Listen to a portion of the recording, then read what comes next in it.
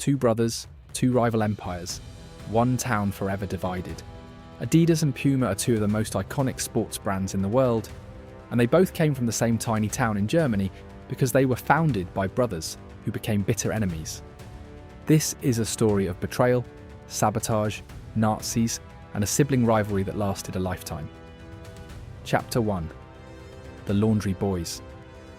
In 1898, Rudolf Dassler was born into a poor family in a small German town known for its shoemaking factories.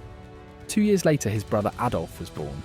Their father worked at a shoe factory, but barely earned enough to support the family, so their mother ran a laundry business on the side.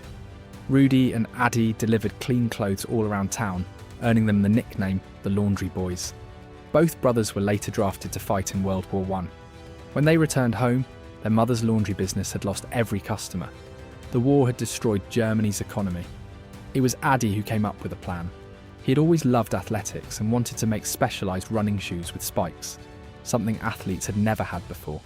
He converted his mother's laundry shed into a workshop. He had no money and no materials, and the war had knocked out the town's electricity.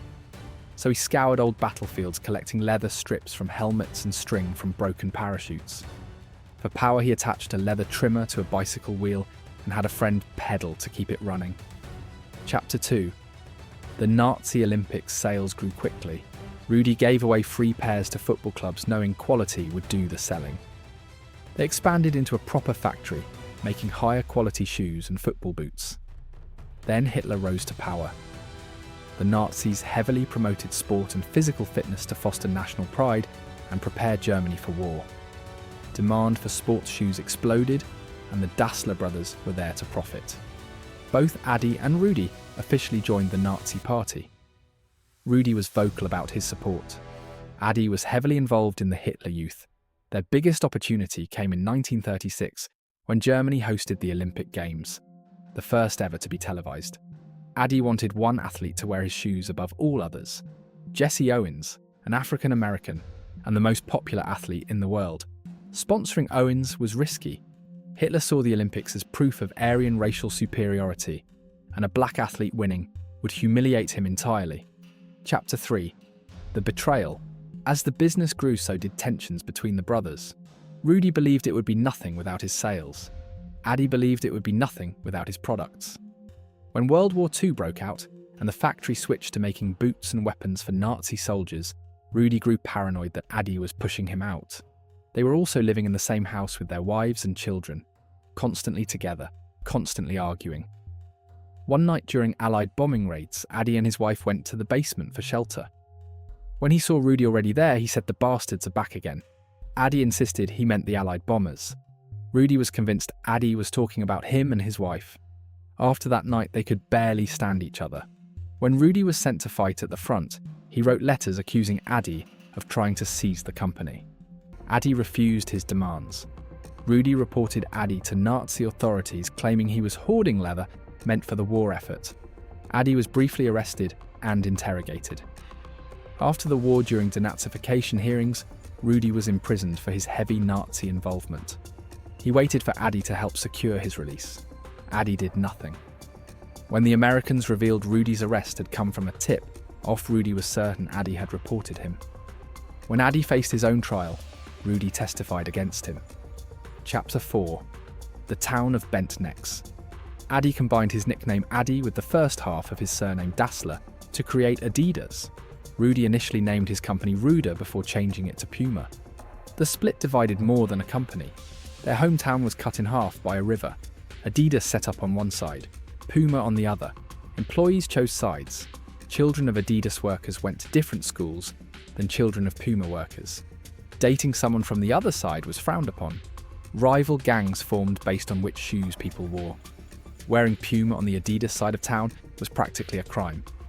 The town eventually became known as the Town of Bent Necks because people were always looking down at others' shoes to decide whether to speak to them. The only neutral figure was the mayor, who wore one shoe from each brand at official events. Chapter 5. The miracle of Bern, Germany's first World Cup since the war was approaching. Rudy personally knew the national team's coach and tried to secure a Puma deal. Negotiations broke down. The coach signed with Adi instead. Germany surprised everyone by reaching the final against Hungary, who had not lost in 4 years. Then it started to rain. Adi had designed custom adjustable cleats, boots with screw-in studs that gave far superior grip on wet grass. As the pitch became muddier, Hungary's players started slipping while Germany's moved freely. Germany came back from 2 goals down to win in the final minutes. The victory was described as a miracle. For the first time since the war, Germany had something to celebrate nationally. And the winning team had been wearing Adidas. Adi became a national hero and demand for Adidas exploded. Chapter 6. The final chapter. Both sons struggled without their fathers. Adidas overspent on sponsorship and neglected its products. Puma expanded too fast and lost quality. By 1989, both companies were near bankruptcy and sold to private investors. While they had been fighting each other, Nike had quietly become the undisputed king of sports apparel. In 1993, Swiss billionaire Robert Louis Dreyfus bought Adidas and began a remarkable turnaround, creating innovative products like the Predator boot and signing stars like David Beckham and Kobe Bryant.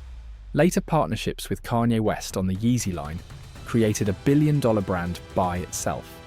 Puma was also bought in 1993 by a young German executive who took a different approach, entering niche markets like Formula One, signing Usain Bolt, and partnering with designers like Alexander McQueen. He even brought Rihanna on as creative director, transforming Puma into a fashion brand as much as a sports one.